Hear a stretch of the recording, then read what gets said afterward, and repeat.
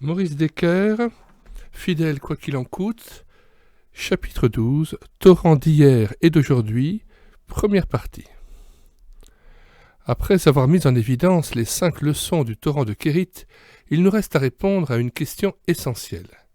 Sous quel aspect ce torrent de l'histoire d'Élie peut-il se présenter aux croyants de notre époque ?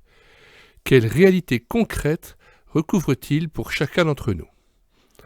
De manière générale, il représente toute bénédiction, tout don de Dieu qui, à un moment ou à un autre, est susceptible de prendre la première place, celle qui revient à Jésus-Christ dans notre vie. Le piège est subtil. Les meilleurs cadeaux de Dieu, les dons les plus beaux et les richesses de tous ordres, les plus légitimes qui soient, deviennent parfois les pires ennemis de notre fidélité au Seigneur. Ceci peut arriver subitement ou par un processus lent et insidieux.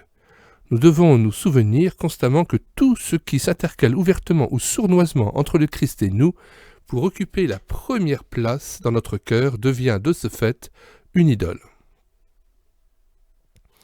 Ici retentit à juste titre la mise en garde servant de mot de conclusion à la première épître de Jean. « Petits enfants, gardez-vous des idoles. » 1 Jean 5, 21. Or, toutes les idoles ne sont pas grossières, hideuses et repoussantes. Elles ne se laissent pas toujours identifier au premier coup d'œil. Tout en restant cruelles, elles peuvent revêtir un visage aimable et attractif destiné à tromper le croyant engagé et vraiment consacré à son Seigneur. Ainsi, les grandes bénédictions, souvent si difficiles à supporter, peuvent devenir de sérieux obstacles à tout progrès spirituel lorsque nous succombons à leur charme fascinateur. Les yeux rivés sur elles, comme hypnotisés, nous en venons vite à oublier celui sans qui nous n'y aurions jamais goûté.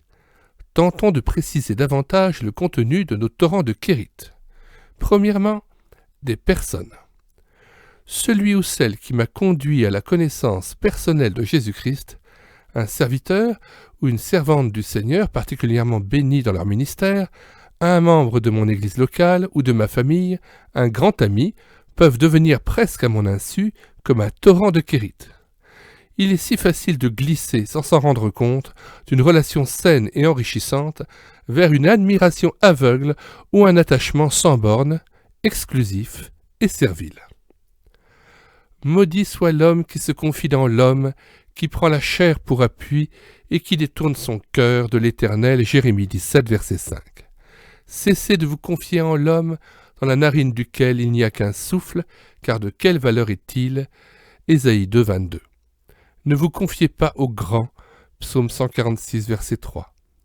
Attention donc aux amitiés trop fortes, où l'on ne voit plus que par l'autre, devenant de ce fait incapable de lui dire non ou de le corriger, et où l'on perd toute lucidité par passion devenue incontrôlable. Malheureux est celui qui, dans une relation d'amitié, ne veille pas à maintenir un espace suffisamment occupé par son Seigneur entre l'autre et lui-même.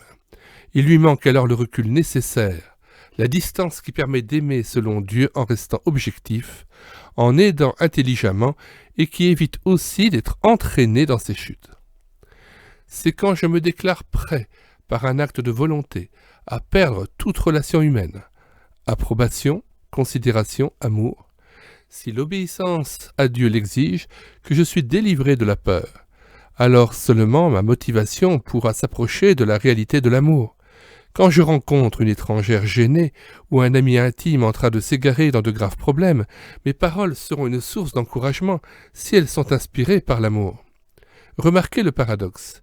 Aimer une personne, c'est être prêt à perdre la relation que j'ai avec elle. Tenir à quelqu'un ou à quelque chose, au point d'en être dépendant, Dieu excepté, ce n'est rien d'autre finalement que de l'idolâtrie. Et l'idolâtrie est fondamentalement la crainte d'un faux Dieu. Note 1, L. Crabb et D. Allender, Opus Citatum, page 96.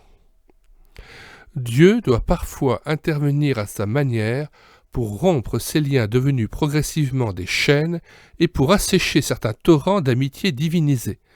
Le meilleur vin, qui enivre aussi, tourne vite au vinaigre. Il est des séparations forcées qui font terriblement mal, labourent le cœur et y laissent des marques profondes, mais qui n'en sont pas moins merveilleusement salutaires, car elles ramènent les regards vers Jésus, le ruisseau de Dieu toujours plein d'eau.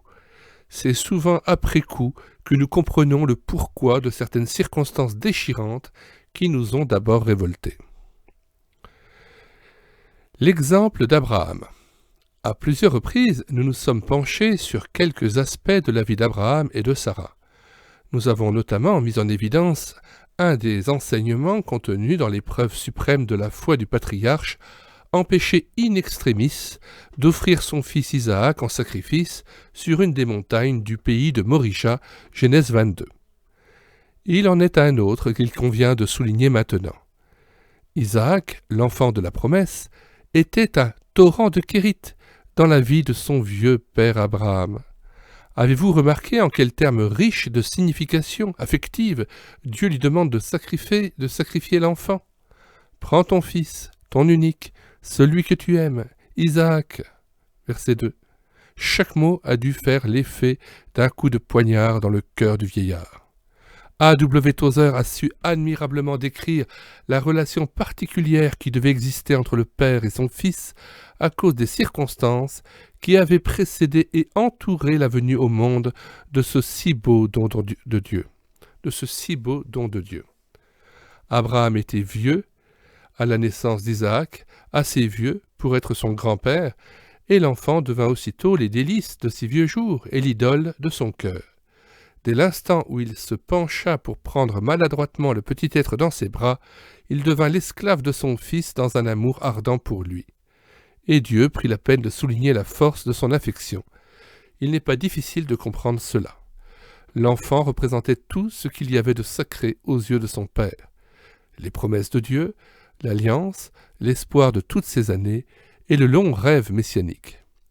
En le regardant grandir de l'enfance à l'adolescence, le cœur du vieil homme était de plus en plus mêlé à la vie de son fils, jusqu'à ce que finalement leur relation prit un tournant dangereux. C'est alors que Dieu entra en scène pour sauver le père et son fils des conséquences d'un amour excessif. A.W. Tozer, note 1, à la recherche de Dieu, ACM, au Québec, page 25-26. Nous pouvons imaginer sans peine le terrible combat qui fit rage dans le cœur du vieux père pendant les heures qui suivirent cette révélation redoutable de la volonté de Dieu. L'Éternel était en train d'assécher un torrent appelé Isaac dans le cœur d'un vieux père brisé par une souffrance intérieure presque insoutenable. Qui était le plus précieux trésor dans la vie d'Abraham ? Le don ou le donateur ? L'épreuve de Morija allait être l'heure de vérité par excellence en dévoilant, sans laisser la moindre place au doute, qui, de l'Éternel ou d'Isaac, occupait réellement la première place dans les profondeurs secrètes du vieil homme de Dieu. Lorsqu'Abraham monta sur la montagne, il avait pris la décision d'aller adorer l'Éternel, verset 5, en immolant Isaac, c'est-à-dire en offrant à Dieu ce qui lui était de loin le plus précieux et le plus cher au monde. L'adoration et la soumission de tout notre être à Dieu. C'est la réanimation de la conscience par sa sainteté, l'alimentation de l'esprit par sa vérité, la purification de l'imagination par sa beauté, l'ouverture du cœur à son amour, l'abdication de la volonté à ses desseins. C'est le sentiment le plus désintéressé dont notre nature soit capable, et par conséquent le remède principal contre cet égocentrisme qui est notre péché originel et la source de tout péché actuel. William Temple. Lorsqu'Abraham redescendit de la montagne, avec Isaac, le ressuscité à ses côtés, le monde invisible avait la preuve qu'il était un inconditionnel de Dieu et que son amour pour lui était vraiment et totalement désintéressé. Abraham descend de la montagne avec Isaac, comme il y est monté, mais toute la situation a changé. En termes du Nouveau Testament, Abraham avait mis sa précieuse relation avec Isaac sous la seigneurie de Christ. Elle était désormais en Christ. Christ avait pris place entre le Père et le Fils. Abraham avait tout quitté et suivi Christ. Et alors qu'il marche sur ses traces, il lui est permis de retourner dans le monde et d'y vivre comme il avait fait autrefois. Extérieurement, le tableau est le même, mais toutes choses sont devenues nouvelles, tout a dû passer par Christ. Dietrich Bonhoeffer. Note 1, cité par David Watson dans Disciples de Jésus aujourd'hui, CLC, page 335-336. Là-haut, Sur le sommet, au pied de l'autel du sacrifice, il avait conquis de haute lutte son plus beau titre de noblesse spirituelle. Il fut appelé ami de Dieu, Jacques 2, 23, 2 Corinthiens 27. Quand plus tard il mena deuil sur Sarah à Hébron, un bel hommage lui fut rendu en ces termes: « Tu es un prince de Dieu au milieu de nous » chapitre 23, verset 6. L'exemple de Joseph. Imaginez Joseph au fond de sa prison en Égypte. Le chef des échansons vient d'être relâché, emportant avec lui la requête pressante de son ancien compagnon de cellule. « Parle en ma faveur à Pharaon et fais-moi sortir de cette maison » Genèse 40, verset 14. Désormais, un espoir fou bouillonne dans le cœur du prisonnier qui compte sans aucun doute très fort sur la fidélité du messager. Pourtant, les jours passent. Les petits bâtons s'alignent en longues rangées sur les murs nus de la cellule et personne ne vient prononcer la petite phrase rituelle tant attendue « Tu es libre ». Chaque bruit de pas qui s'approche fait battre son cœur d'un fol espoir. Chaque bruit de pas qui s'éloigne ajoute à son tourment et le désespère un peu plus. Le chef des échansons ne pensa plus à Joseph. Il l'oublia vers 23. 2 longues années vont s'écouler ainsi, chapitre 41, verset 1. Peu à peu, le niveau du torrent appelé échanson baissera dans la pensée du captif, dont le regard reviendra alors à se fixer sur l'Éternel, celui qui ne saurait un seul instant oublier ses enfants. À son heure, Dieu interviendra souverainement et Joseph passera directement de la prison au palais de Pharaon. Joseph est le rejeton d'un arbre fertile près d'une source. Les branches s'élèvent au-dessus de la muraille. Chapitre 49, verset 22. L'exemple de Job. Il vaut la peine d'être cité de nouveau, car il se présente sous un angle particulier et riche d'enseignements pour le croyant éprouvé, entre autres, dans ses amitiés. Résumons en une phrase l'origine du drame qui surprit cet homme de Dieu dans sa prospérité. Pour relever le défi de Satan qui accusait Job d'aimer Dieu de manière intéressée, l'Éternel l'autorisa, sous son contrôle absolu, à toucher à tous ses biens, à ses enfants, à ses serviteurs et finalement à sa santé, non sans le servir en dernier lieu de son épouse, pour le tenter à l'heure la plus douloureuse de son existence. Mais il semble que Job ait touché le fond du gouffre de la souffrance lorsque ses 3 amis, après 7 jours de silence, commencèrent à l'abreuver de leurs pieux discours. Rien ne lui fit plus mal que leurs équations simplistes, leurs vérités sans nuance et en porte-à-faux assénées avec violence, et leurs insinuations perfides. Plus Job protestait de sa droiture et de son intégrité devant Dieu, plus il l'accablait de leur fureur théologique aveugle et cruelle, le soupçonnant de fautes odieuses pour soutenir leur théorie implacable. Manquant du plus élémentaire respect pour l'homme souffrant, ils devinrent de plus en plus méchants, moqueurs et accusateurs, et finirent par le sacrifier sur l'autel de leurs idées fixes. Le point culminant de cet acharnement thérapeutique sans scrupules fut atteint avec le réquisitoire accablant et malhonnête d'Éliphaz, Job 22, 5 à 10, accusant Job de maux imaginaires sans nombre. C'est ainsi que Job vit son torrent de Kérith appelé amitié s'assécher rapidement sous ses yeux affaiblis et rougis par les larmes de la souffrance.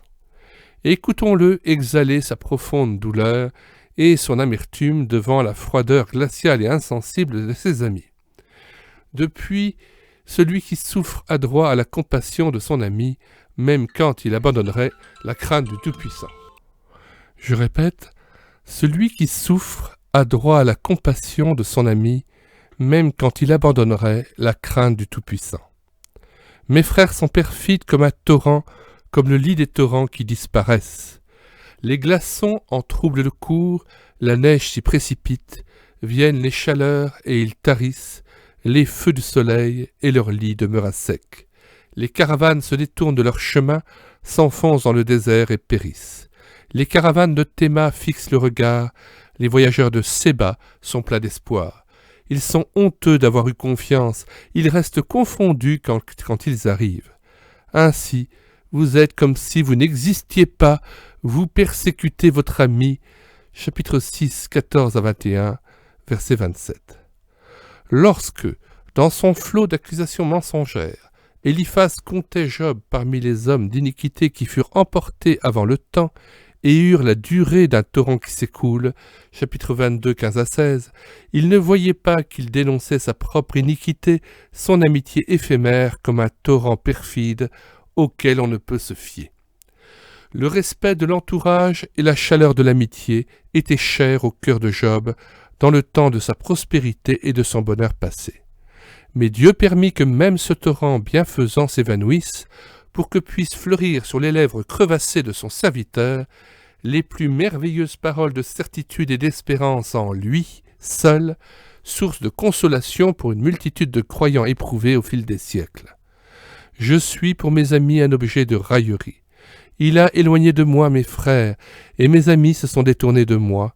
Je suis abandonné de mes proches, je suis oublié de mes intimes. Ceux que j'avais pour confidents m'ont en horreur, ceux que j'aimais se sont détournés contre moi. Mais je sais que mon Rédempteur est vivant, et qu'il se lèvera le dernier sur la terre. Quand ma peau sera détruite, il se lèvera. Après que ma peau aura été détruite, moi-même, je contemplerai Dieu, je le verrai et il me sera favorable. Chapitre 12, verset 4. Chapitre 19, 13 à 14. Chapitre 19, 13 à 14, verset 19, 25 à 27.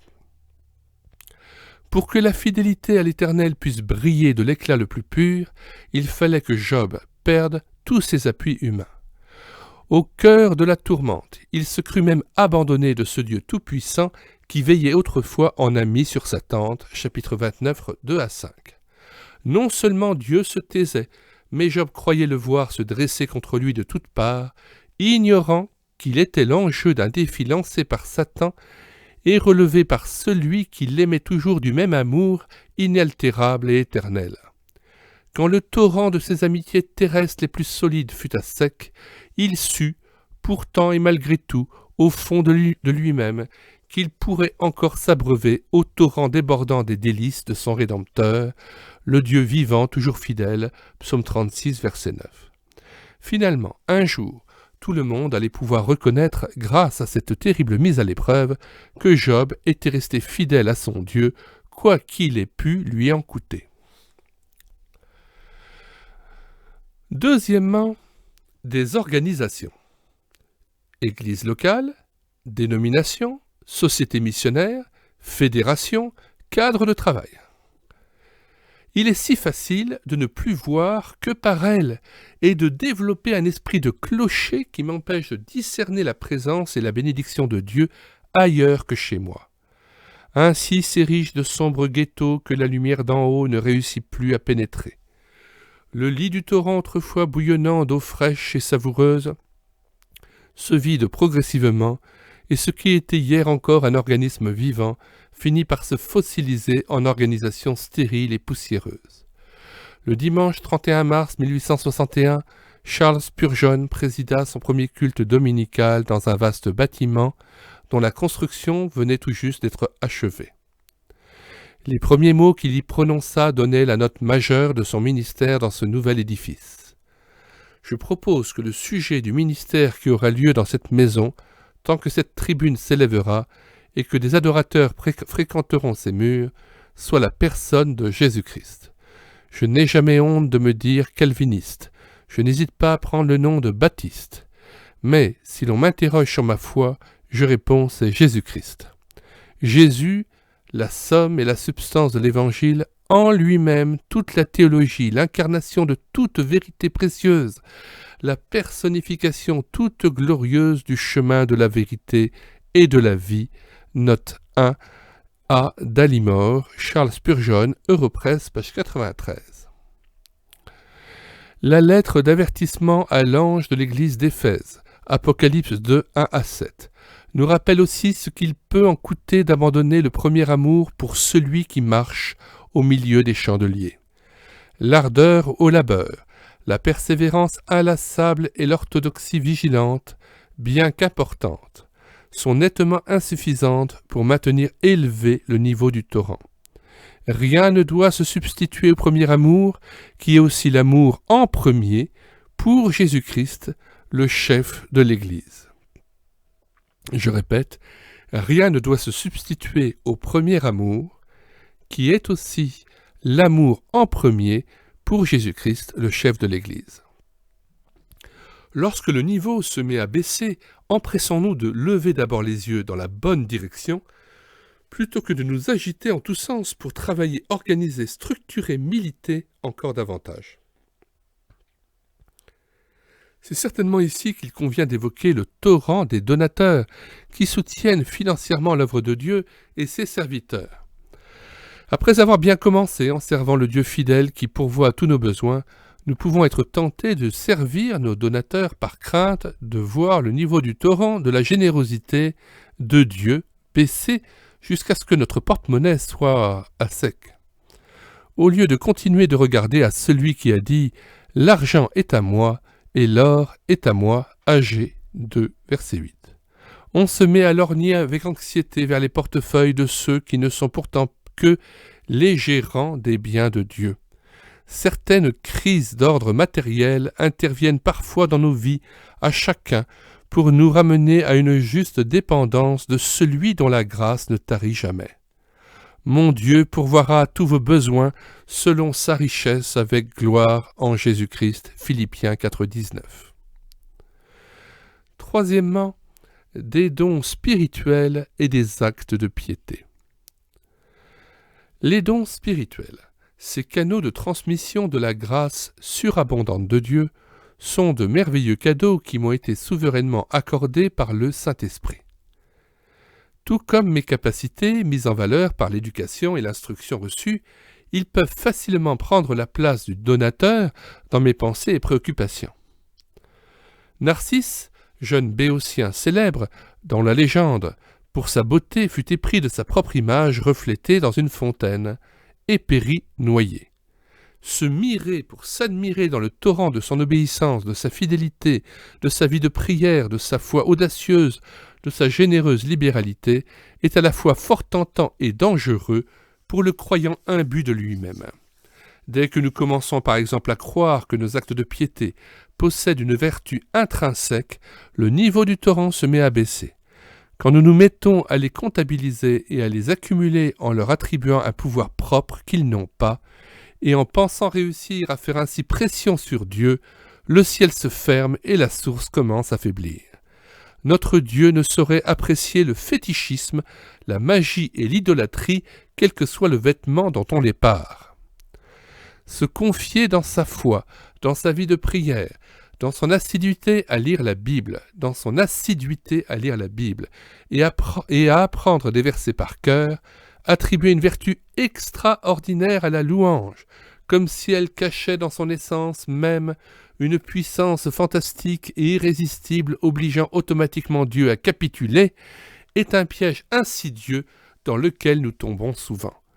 Ce n'est rien d'autre qu'un humanisme religieux fort bien déguisé qui braque les feux de la rampe sur le moi du croyant et lui attribue les mérites et la gloire qui reviennent à Dieu seul. Arrêtons-nous, par exemple, sur la dimension de la foi. Évoquant la pensée positive de Norman Vincent Peale, Karine Matriasciana souligne qu'elle n'est rien moins que de la foi en la foi, qui a été substituée à la foi en Dieu. Et la foi en la foi n'est rien moins que la foi en soi-même, en sa propre volonté, ses désirs, ses pensées, même inconscientes, et ses illusions, en d'autres termes, ses rêves. Note 1. Karine Matriasciana, Les dieux du Nouvel Âge, EBV, page 169. Soulignant le centrage sur Dieu de la foi d'Abraham dans Romains 4, un commentateur compare la foi à une fenêtre ouverte permettant à la lumière du soleil d'entrer dans une pièce. Ce n'est pas la fenêtre qui éclaire, elle n'est qu'une simple voie d'accès à la lumière. Hélas, combien il est facile et tentant d'extraire arbitrairement de la Bible des tonnes de versets bibliques, sans le moindre souci de respect du contexte et des règles fondamentales d'interprétation des Écritures, pour justifier de subtiles distorsions de la vérité.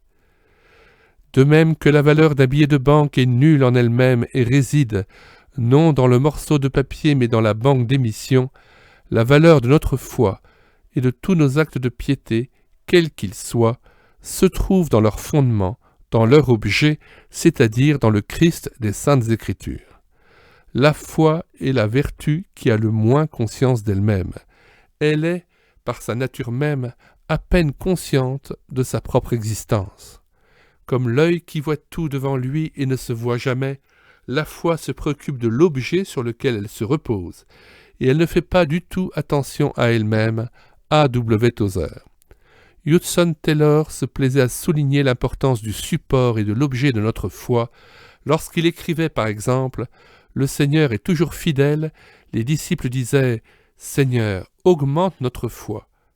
Le Seigneur ne les a-t-il pas repris à ce propos ? Ce n'est pas d'une grande foi que vous avez besoin, leur dit-il en fait, mais de la foi en un grand Dieu. Si même votre foi est petite comme un grain de moutarde, elle suffit pour déplacer une montagne. Nous avons besoin d'une foi qui repose sur un grand Dieu et qui compte qu'il accomplira sa propre parole et fera exactement ce qu'il a promis. Monsieur et Madame Howard Taylor, Opuscitatum, tome 2, page 311. Telle est l'attitude intérieure que Dieu agrée.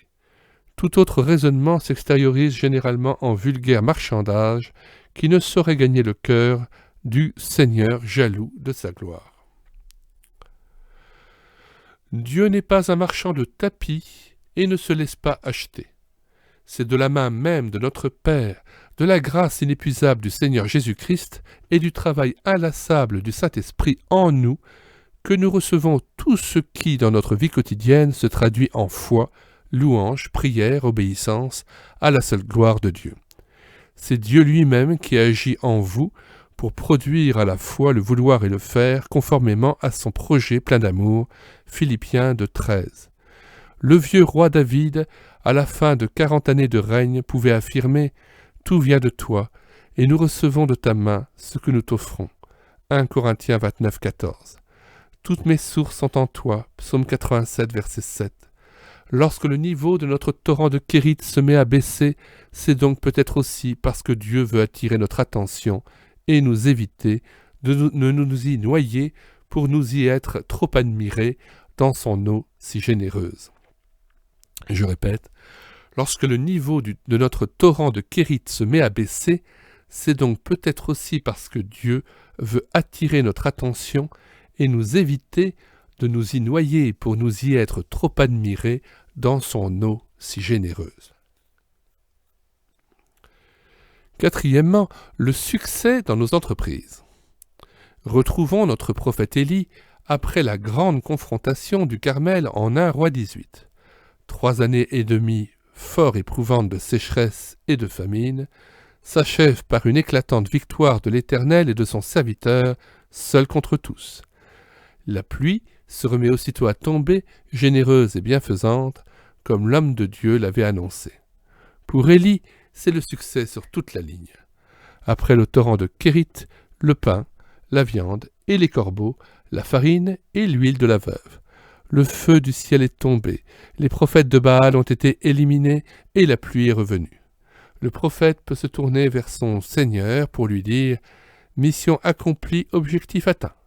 Il peut se mirer et s'admirer dans le torrent du travail accompli et couronné de succès en murmurant dans sa barbe « Ne suis-je pas meilleur que mes pères? J'ai réussi là où ils ont échoué. » Il semble d'ailleurs que le dérapage ait été amorcé avant même la descente du feu et l'arrivée de la pluie. Lorsqu'Élie s'était mis à prier pour que Dieu réponde par le feu, il était passé du je et du moi fort insistant au toi centré sur Dieu, comme s'il rectifiait un tir mal orienté au départ, 1 Roi 18, 36 à 37. Sans doute, le germe de la chute était-il déjà là. Un simple télégramme du facteur de l'époque va vider ce torrent en un clin d'œil, transformant le succès en échec au moins apparent. L'expéditrice du message contenant la sentence de mort n'est autre que Jézabel, mais en réalité, derrière elle, se cache la main de Dieu agissant pour le bien de son serviteur. Le prophète s'effondre, soudain terrassé par une vague déferlante de découragement. J'ai recensé au moins 7 causes qui se sont liguées pour le faire craquer. Mais il en est une plus profonde qui les domine toutes et les favorise, le décrochage du regard. Les yeux du prophète se sont détournés de l'Éternel, son Dieu, pour se fixer sur le torrent de son succès, puis sur lui-même, et enfin sur Jézabel. Élie, voyant cela, se leva et s'en alla pour sauver sa vie. 1 Roi 19.3. Lorsqu'il s'effondre sous un genêt en plein désert, sa prière de désespoir est révélatrice de son problème. « Je ne suis pas meilleur que mes pères » verset 4. Nous pouvons ajouter « Or, j'ai cru pendant un moment que je l'étais ». Son langage est l'aveu de la faille qui a fragilisé l'armure et le combattant avec elle. Le sourire de Dieu aura finalement raison de cette profonde défaillance. Bientôt, les yeux de son serviteur se seront détournés du passé, de Jézabel et de lui-même, pour se rassasier à nouveau de lui seul. À l'entrée de sa maison de repos à Horeb, il recevra une nouvelle révélation de la personne de Dieu, qui rectifiera sa vision déséquilibrée par la situation d'apostasie de son époque. Élie, moi, l'Éternel ton Dieu, je ne suis pas uniquement présent dans le feu du jugement, dans la tempête ou dans le tremblement de terre. Ma sainteté est indissociable de mon amour. Fortifié par cet amour miséricordieux de son Seigneur, il repartira avec courage vers d'autres missions, plus conscient de sa fragilité, mais plus fort de la toute-puissance de son Dieu. La leçon vaut pour nous dans toutes nos entreprises faites dans la volonté de Dieu, quelle qu'elle soit. Elle est valable dans l'Église comme à l'atelier, au bureau comme à la maison, dans l'entreprise comme au lycée. La réussite qui valorise l'amour du travail bien fait, l'encens brûlé sur l'autel du succès, tout cela peut faire tourner la tête et le regard dans la mauvaise direction. Dieu doit parfois assécher ce torrent de kérite appelé succès, entreprise florissante, pour retrouver la place et l'honneur qui lui sont dus dans nos cœurs. Comme il est facile de devenir possessif concernant un travail que Dieu a confié à nos soins. Il est difficile de rester complètement dévoué au Seigneur Jésus-Christ. Au sein des acclamations, dans l'ivresse d'avoir accompli une tâche, nous risquons de tomber amoureux de notre travail plus que de celui pour qui nous le faisons. Alors, ce travail, une entreprise florissante, un projet religieux, devient notre idole inconsciente et nous sacrifions tout à cette idole, y compris les gens. Nos proches, nos collègues ou quiconque se met en travers de notre chemin. Il se peut que Dieu doive détruire l'œuvre qu'il a suscitée afin de nous garder dociles, humbles, brisés et entièrement dévoués à Jésus-Christ. Quand tout va bien, nous sommes en danger mortel d'adorer la réussite, de l'adorer même davantage que la personne du Seigneur Jésus. Note 1, Paul E. Billheimer, Opus Citatum, page 89-90.